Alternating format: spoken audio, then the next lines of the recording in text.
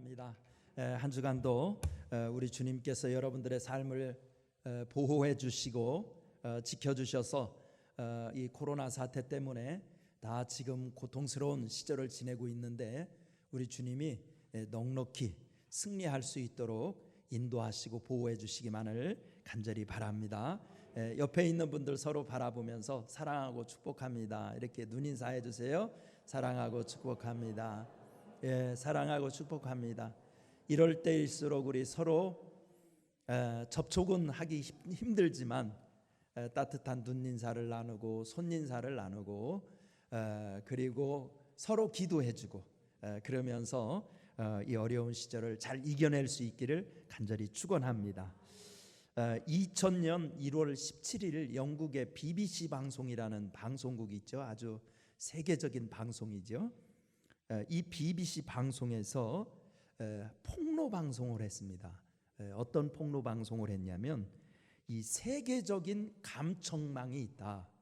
그게 에셀론이라는 감청망 이게 있다는 사실을 폭로를 했습니다.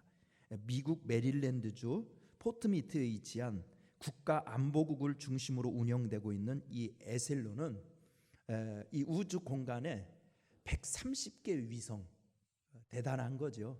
130개의 첩보위성을 가지고 전 세계의 전화통화, 이메일, 팩스, 라디오, 전파 이런 것 등 땅과 하늘에 존재하는 모든 유무선 통신의 95%를 감청할 수 있다. 이런 비밀을 폭로했습니다. 이 전 세계적인 통신 감청망 에셀론은 1948년 공산권 국가에 대항하기 위해서 정보전 무기로 출발했지만 냉전이 끝난 후에도 테러나 국제 범죄 저지라는 명분하에 세계인의 사생활을 침해하고 있다고 BBC에서는 폭로했습니다. 우리나라에서도 정보기관의 도감청 의혹이 불거져 사회적인 문제가 되고 있지만 나도 모르게 나의 사생활을 지켜보는 눈이 있다는 사실은 사생활을 더욱 조심하게 하는 경각심을 일깨우는 것이 분명합니다. 그러나 기독교인들은 성경의 역사가 시작된 이래로 세계적인 감청망인 에셀론보다 더욱 완벽한 감청망의 존재를 인정하면서 살아왔습니다. 그것이 바로 하나님은 다 아신다라는 신앙 고백입니다. 인간을 돌보기 위한 하나님에 대한 전지전능의 고백은 성도들의 삶을 더욱 온전하게 하는 힘과 에너지가 되어 왔습니다. 초대교회 시절만 하여도 믿음을 가지고 사는 일은 많은 불이익이 따랐습니다. 유대 사회에서는 출교를 당했고 로마로부터는 모든 공직에서 쫓겨나야 했습니다. 즉 예수의 제자가 된다는 것은 당장 의식주 문제를 해결할 수 없는 문제가 바로 수반하는 것이었습니다. 그 결과 교회 안에서는 신앙을 지키기 위한 염려와 근심은 더해갔고 심지어 배교하고 떠나는 사람들도 상당히 생겨나게 되었습니다. 이때 성도들의 무기력과 근심을 치유한 말씀이 하나님은 다 아신다 라는 신앙 고백이었습니다.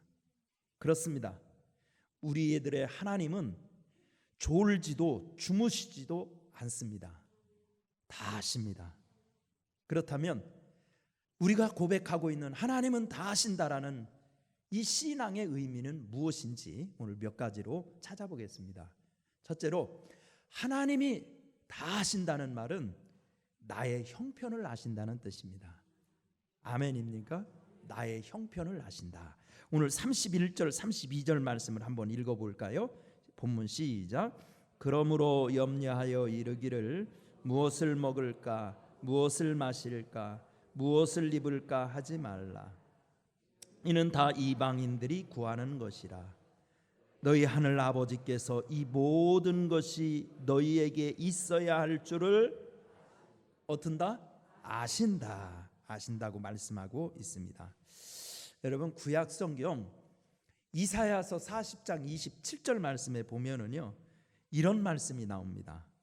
야곱아, 내가 어찌하여 말하며 이스라엘아, 내가 어찌하여 이르기를 내 사정은 여호와께 숨겨졌으며 원통한 것은 내 하나님께 수리하심을 받지 못한다 하느냐.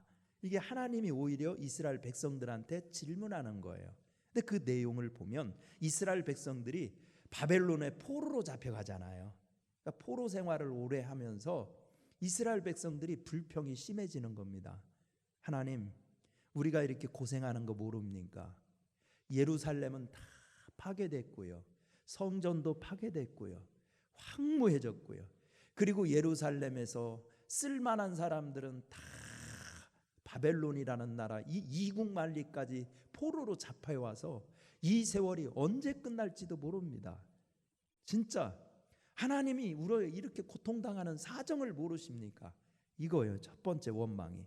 두 번째 원망은 우리의 이 고통스럽고 힘든 것을 해결해 주지 왜 않습니까? 하나님이 진짜 살아계신다면 이 이스라엘 백성들이 이토록 고통당하는 거 왜 해결해 주지 않습니까? 이 두 가지 얘기하면서 아마 하나님은 우리 형편을 모르시나 보죠? 이렇게 하나님 앞에 하소연하고 있었습니다. 그때 이사야 선지자가 이스라엘 백성들한테 반문하는 게 그것이었습니다. 왜 너희들의 사정을 모른다고 원망하느냐? 너희들의 원통한 것을 왜 해결해 주지 못한다고 말하고 있느냐? 땅끝까지 창조하신 하나님, 정말 피곤하지도 않고 곤비하지도 않는 그 하나님, 그 하나님이 너희들의 미래를 준비하고 있는 거 왜 모르냐? 문제는 너희들의 영적인 믿음이 잘못되었다는 건 왜 모르냐? 그래서 여호와를 앙망하는 자는 새 힘을 얻는다, 이 말을 한 것은 너희들이 근본적으로 이런 어려움에 처한 것은 하나님 앞에 크나큰 불신앙이 있었던 것인데 신앙을 회복할 생각은 하지 아니하고 하나님이 우리 사정 모른다, 형편 모른다, 원망만 하고 있으면 그게 어떻게 하나님의 손길을 너희들이 체험할 수 있겠느냐, 이렇게 따져 묻고 있는 것을 볼 수 있어요. 하나님은 다 아신다는 것입니다. 사랑하는 성도 여러분, 우리 삶의 열악한 자신의 상황을 보면서 우리도 이스라엘 백성들처럼 원망하지 않아야 됩니다. 설사 정말 하나님은 나의 사정을 모르시나?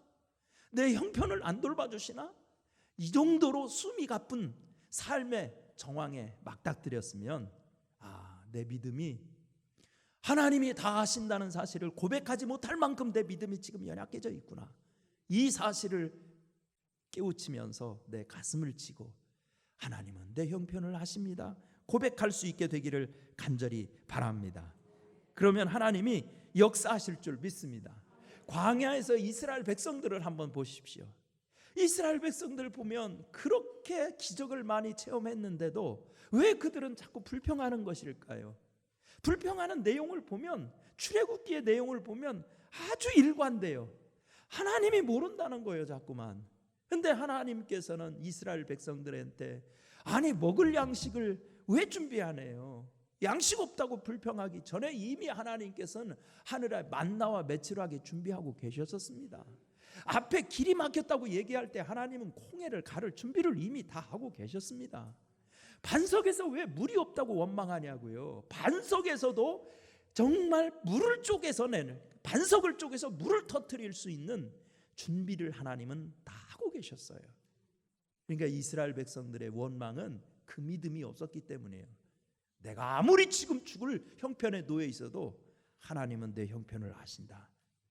그래서 그 형편 중에서 하나님은 나의 형편을 아시기에 천지 만물을 지으신 하나님의 기적의 능력으로 이 문제를 해결해 주실 줄을 나는 믿습니다. 이 신앙 고백이 터져 나오기를 하나님은 원하셨던 것입니다.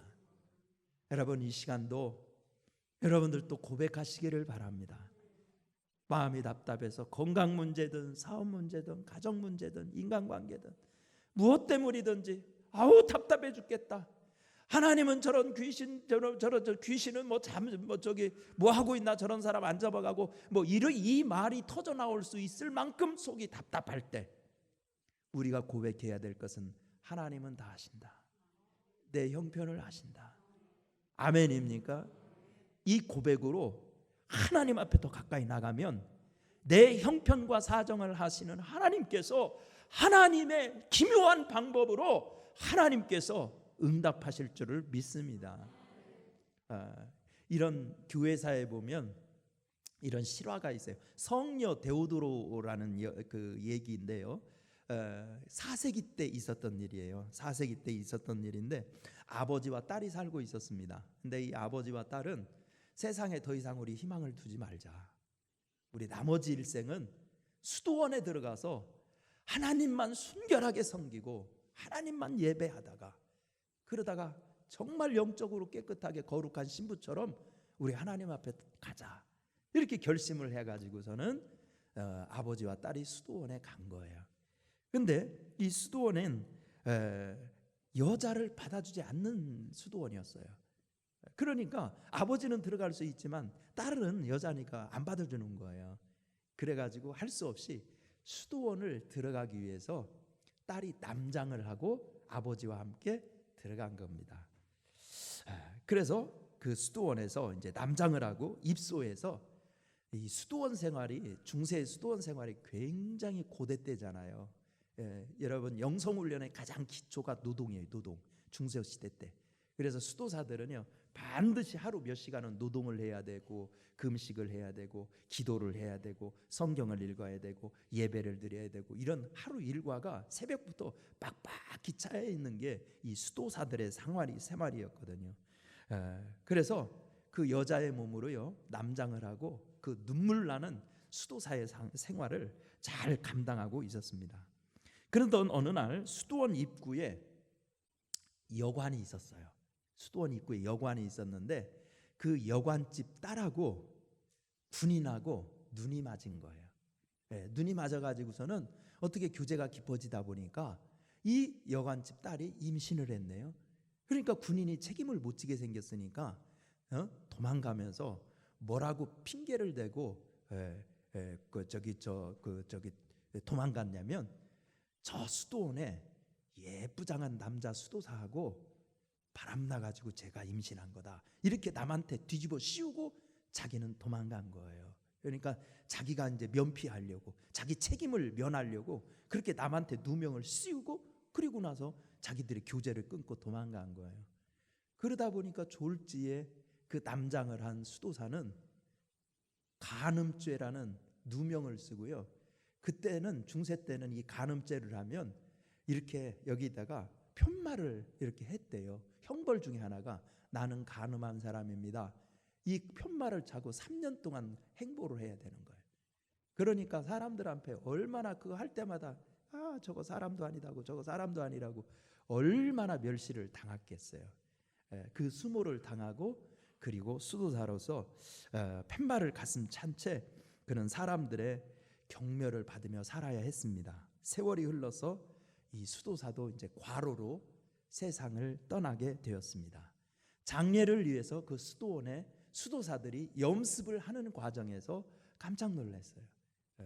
그는 여자의 몸이었기 때문에 이 사람이 얼마만큼 긴 세월을 침묵하면서 그 모함을 받으면서 그러면서 남한테 더 피해를 주지 않게 하기 위해서 그 험한 세월을 견뎠는가 알게 되었어요.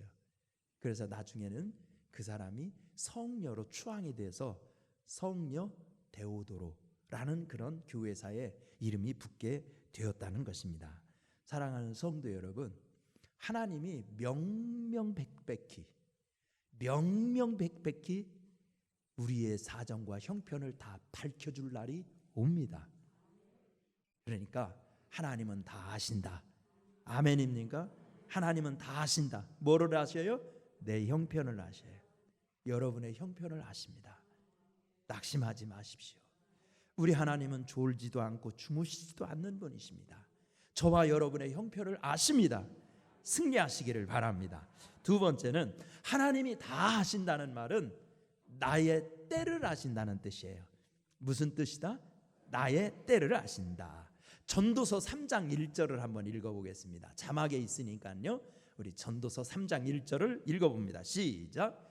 천사의 기한이 있고 천하만사가 다 때가 있나니. 아멘.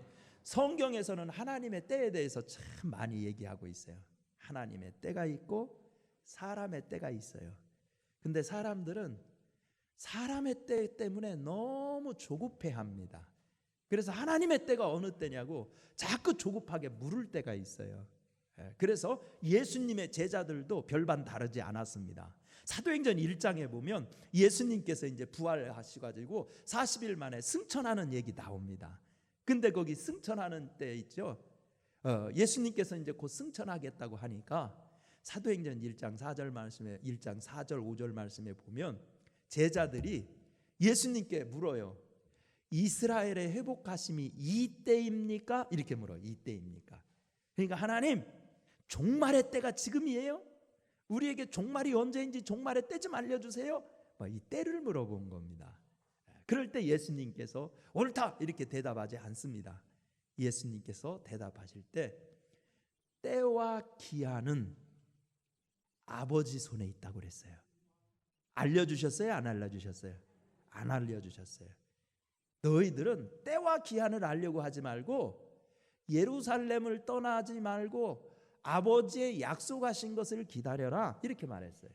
그러니까 우리가 해야 될 일은 하나님의 점쟁이처럼 하나님의 때가 언제지? 이러면서 날짜를 맞추려고 하는 게 아니라 정말 하나님의 때가 있다고 믿는 사람들은 그 때를 맞을 준비를 해야 된다는 겁니다.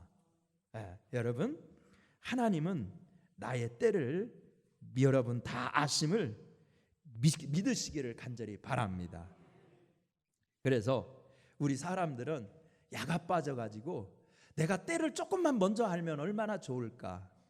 1년만 먼저 알아도 아니면 2달만 3달만 먼저 알아도 내 인생이 막 변화될 텐데 그러면서 우리나라처럼 점쟁이가 성업을 이루는 데가 없대잖아요. 막 총선하려고 그러면 장안에 뭐 유명하다는 점쟁이들은요 정말 난리도 아니랍니다. 수억짜리 그냥 복채를 들고 와가지고서는 점을 치고 그런데요. 그래서 이런 재미난 유머가 있어요. 어떤 한 성도가 막 하나님 앞에 기도한 거예요. 하나님, 나 사업도 안 풀리고 인생이 너무너무 안 풀리는데 하나님, 나 한 가지 부탁만 좀 들어주세요. 1년 뒤에 신문 좀 미리 좀 보여주세요. 계시로 내한테 보여주시면 1년 뒤 신문을 보면 신문에는 별거 다 나오잖아요. 특히 사업하는 사람들 주식 시세 나와요, 안 나와요? 나오니까 1년 뒤에 주식 시세 그거 볼 수 있으면 대박 칠 수 있을 거 아니에요. 그래가지고 하나님 앞에 막 기도했대요.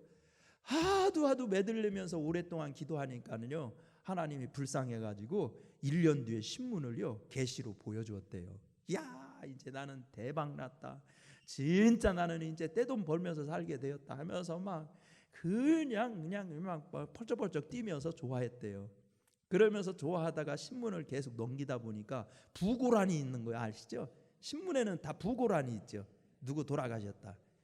근데 그 부고란을 보고 깜짝 놀랐다는 거 아니에요. 거기에 자기 이름이 있더라는 거 아닙니까?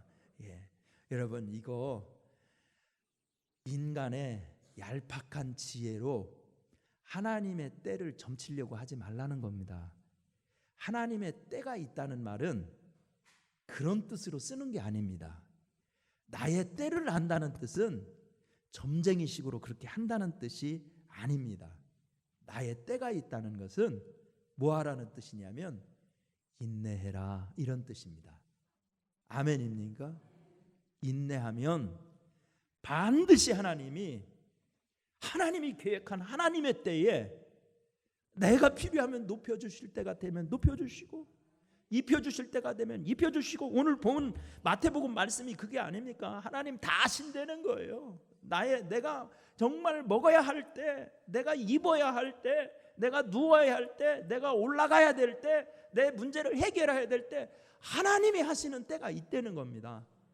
그렇다면 그때까지 뭐 하라는 뜻이냐? 나의 때를 안다는 말은 인내하라 이 말이에요. 아멘입니까? 2014년도에 소치 올림픽이 열렸었어요. 기억나세요? 동계 올림픽 소치. 그때 우리나라에서 금메달 아주 유망주, 아주 대놓고 유망주 한 사람이 있었어요. 동계 올림픽에서 유명한 여자 선수 있었잖아요. 피겨 누굴까요? 김연아 있었잖아요. 김연아. 예. 여러분 아시죠? 예. 김연아는 뭐 금메달 딸 거라고 생각했어요. 왜 그러냐면 그때 당시만 하더라도 김연아에 필적할 만한 사람들이 없었어요. 두각을 나타내는 사람들이. 그래가지고 그날 실수 없이 연기도 제일 잘했어요. 그런데 그날 나중에 이제 최종에서 결과를 발표하는데 듣도 보도 못한 소련 선수가 1등으로 슉 올라갔어요.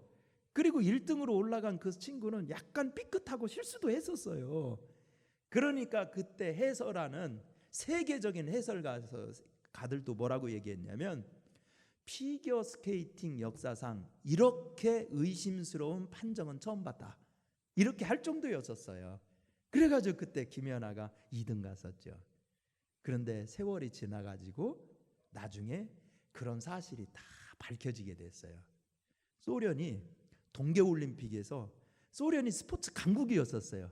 1등, 2등 보통 했었는데 막 동계올림픽 같은 데는 막 10등 가고 막 이러니까 국가적인 차원에서 최고의 그냥 그 과학자들을 동원해 가지고 도핑에 잘 안 걸리는 기술을 다 동원해 가지고 선수들한테 국가적인 차원에서 도핑을 했다는 게 나중에 폭로로 발각이 됐어요. 기억나시죠? 그래가지고 모든 올림픽에 브라질 올림픽도 러시아라는 국가 이름을 못 쓰게 했어요. 개인 자격으로 출전해라. 우리나라 평창 올림픽 때도 러시아 국가 못하고 올림픽 국기 달고 나왔죠. 그래가지고 아주 제대로 이제 징계를 받은 거죠. 이것을 보면서 우리가 그렇게 생각했어요. 사람은 자기가 생각한 대로 자기가 원하는 시간에 빨리 일이 이루어지지 않으면 조급해지기 시작합니다. 그래서 자꾸만 다른 방법을 찾게 됩니다. 거기에서 더 큰 사고가 나는 거예요. 거기에서 더 거짓이 더 붙고 거기에서 더 죄악이 더 붙어서 나중에는 돌이킬 수 없는 하나님의 징벌을 받게 되는 것입니다. 여러분 창세기 16장에 보면은요, 우리 믿음의 사람에게도 그런 사건이 벌어지는 것을 볼 수 있어요. 창세기 16장에 보면 아브라함이 가나안 땅에 거한 지 10년 지났을 때예요. 75세 때 부름 받았으니까 10년 지났으면 몇 세? 85세 때지요. 근데 하나님이 자식 준다고 그랬는데 없어요. 없으니까 아브라함이 어떻게 하느냐? 그 몸종 하갈을 통해서 자식을 낳습니다. 그런데 자식을 낳고 보니까 그 가정에 문제에 더하기 시작하는 거예요. 그래가지고 원래 본처가 누구예요? 사라인데 사라가 늘 눈물에 쌓이는 거예요. 하갈이 자식 낳았다고 자기가 본처 처신하면서 학대하지요, 괴롭히지요. 그래가지고 얼마나 큰 어려움을 당하고 인내하지 못해서 시간이 좀 더 지나면 나중에 이삭 줄 것이었는데 인내하지 못해서 자기 인간적인 방법을 씀으로 인해서 나중에 성경의 역사가 얼마나 불행의 역사로 이어지는지를 볼 수 있다 이 말이에요. 그러니까 하나님은 아신다. 그것은 나의 때를 아신다는 뜻인데 나의 때를 아신다는 말은 뭐하라는 얘기냐면 인내하고 기다리라는 거예요. 아멘입니까?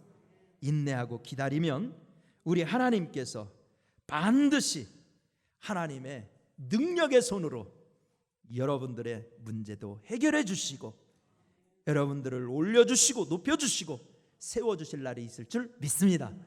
세 번째, 하나님이 다 아신다는 뜻은 뭐냐?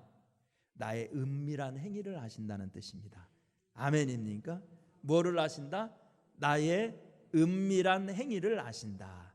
창세기 4장 9절 10절 한번 읽어보실까요? 자막을 보고 읽겠습니다. 시작. 여호와께서 가인에게 이르시되 내 아벨이 어디 있느냐? 그가 이르되 내가 알지 못하나이다. 내가 내 아우를 지키는 자니까. 참 여기 보니까 가인이 뻔뻔하지요. 하나님은 다 알고 계시는데 하나님을 무시해도 이만무덕이지 뭐라고 하는 거예요? 나는 몰라요 이렇게 얘기하지요. 자기가 한 행동을 지가 모른다는 거예요. 하나님이 모를까 봐 그렇게 지금 거짓말을 하고 있는 것을 볼 수 있어요. 하나님은 다 아십니다. 다윗의 은밀한 행위도 다 아셨어요. 그래서 나단 선지자를 통해서 꾸짖습니다. 그래가지고 비유를 쓰지요. 어느 한 동네에 가난한 사람이 염소 한 마리 키운다. 그 이웃집 사람은 막 염소도 많고 양도 많고 그냥 떼부자다.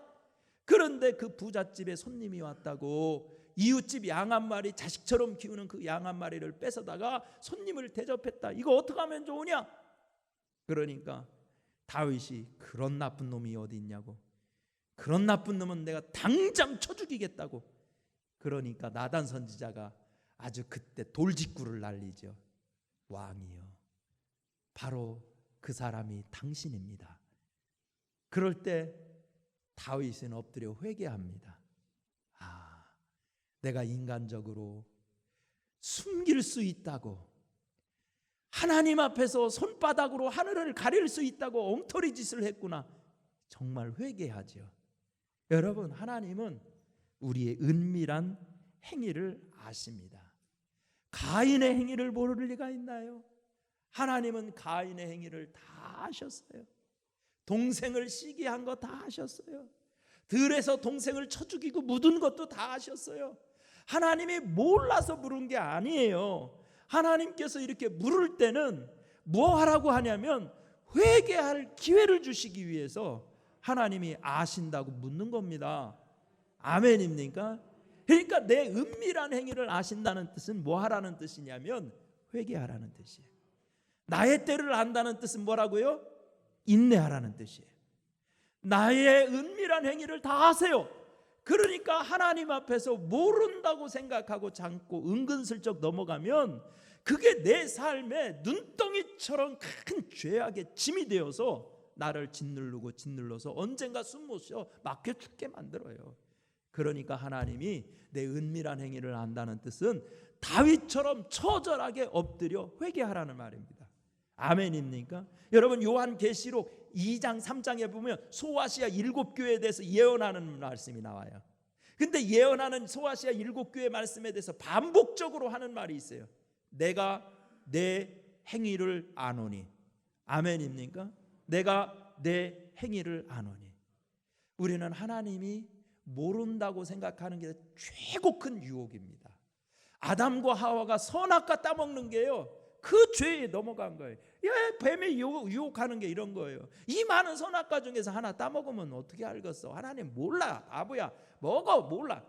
유혹이, 죄 짓는데 최고 큰 유혹은 뭐냐면, 에이, 하나님이 모르실 거야. 에이, 하나님이 이런 것 갖고 시비하겠니?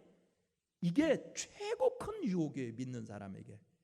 우리는요, 믿음에 승리하려면 하나님은 다 하신다. 아멘입니까? 요셉이 왜 위대하게 됐게요? 요셉이 보디발의 아내가 아무도 없었어요. 완벽하게 은밀한 상황이었어요. 숨기려면 100번도 더 숨기고 세상에 아무도 탄로나지 않을 완벽한 환경이었었어요. 그런 환경에서도 요셉은 그럽니다. 어떻게 하나님 앞에서 득제하겠습니까? 사람 눈은 다 가린다 해도 어떻게 하나님의 눈은 가릴 수 있겠습니까? 나는 그렇게 못합니다. 하나님은 나 은밀한 행위를 다 아셔요. 이 믿음 보시고 하나님이 노예를 갖다가 고대 세계 가장 위대한 강대국이었던 애굽의 총리를 삼아 주신 것입니다. 아멘입니까? 하나님은 내 은밀한 행위를 다 아십니다. 그러므로 오늘 이 말씀을 들으면서 맞아, 나도 이런 거 다 회개해야지. 헌금 생활, 기도 생활, 예배 생활, 우리 하나님 속인 거 있다면 회개하라는 기회구나. 여러분, 주님 앞에 회개하려고 이런 걸 다 하신다고 하려고 그러는 것은요, 우리 약점 잡으려고 그러는 게 아니에요. 세상에서는요, 약점 잡으려고 그런 말을 해요. 나 너 다 알아. 이 말은 너 약점 잡아 쓰게 꼼짝 말어, 이런 뜻으로 많이 쓰잖아요. 근데 하나님은 그렇게 야비하신 하나님이 아니세요. 하나님은요, 우리를 깨끗게 해서 축복하시려고 그러는 거예요. 그렇기 때문에 기뻐해야 돼요. 아, 맞아, 털을 기회구나, 하나님 앞에 새롭게 할 기회구나, 내 믿음이 클 기회구나, 이렇게 생각하고 나서 우리 주님 앞에 통회하고 자복하면 우리 하나님이 더 믿음을 키워주시고 부어주시는 줄 믿으시기를 간절히 바랍니다. 어떤 아이가요, 학교에 가서 선생님한테 막 혼나고 있었어요. 뭐라고 했냐면, 야, 너 어떻게 숙제를 냈는데 숙제를 이따위로 해왔냐? 너 내일 당장 너희 엄마 모시고 와. 그런 거예요. 그러니까 그 아이가 깜짝 놀라서 그렇더래요. 아니 선생님, 이 숙제를 엄마가 하셨다는 거 어떻게 하셨어요? 그러더라는 거예요. 여러분, 모르고 한 말이겠지만은요, 하나님은 다 아세요. 아멘입니까? 우리 다 함께 고백해 봅시다. 하나님은 다 아신다. 내 형편을 아신다. 내 때를 아신다. 내 은밀한 행위를 아신다. 아멘입니까? 그 믿음으로 승리하기를 축원합니다. 은혜로우신 하나님, 감사합니다. 어떨 때는 너무너무 답답해가지고 진짜 원망 불평이 나올 때가 있습니다. 그러나 다시 한번 오늘 하나님의 말씀을 붙들고 믿음의 반석에 섭니다. 하나님은 다 아시는 줄 믿습니다. 거짓을 치장하는 사람들은 엄청난 힘과 돈과 권력과 인맥으로 거짓을 정당화할 때가 얼마나 많은지요. 그런 무시무시한 세력을 보면서 숨이 조여오고 속상하고 호소할 길이 없을 때 정말 하나님 아버지 밤잠이 안 오지만 하나님은 다 아신다 하셨사오니 모든 것을 아시는 하나님, 우리도 형편을 아시는 하나님을 고백하게 하시고 내 때를 아시는 하나님을 고백하게 하여 주옵시고 나의 은밀한 행위를 하시는 하나님께 진실이 회개하며 살게 도와주옵소서. 속히 승리 주옵소서. 예수님의 이름으로 축원하옵나이다.